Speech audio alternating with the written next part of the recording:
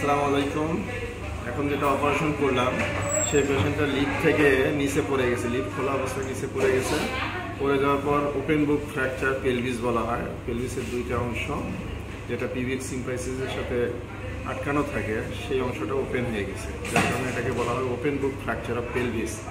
এই open book fracture pelvis with superior ischio pubic rami fracture, এই operation আমরা এই ইবনে সিনা এখন করলাম। এই অপারেশনটা অনেক সুন্দর হয়েছে। আমরা টাইটানিয়াম রিকন প্লেট লাগাই দিয়েছি।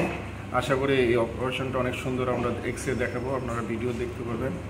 এতে আমরা অনেক সুন্দরভাবে করতে পারছি। আমাদের টিম অনেক ইফিসিয়েন্ট টিম ছিল, দক্ষ টিম, যে টিমের কারণে আমরা এটা সফল হইতে পারছি। তো এই ধরনের ভাঙার ক্ষেত্রে আমরা যখনই আসি ওই ধরনের অপারেশনগুলো তো আমরা করতে পারবো আপনার কাছ থেকে।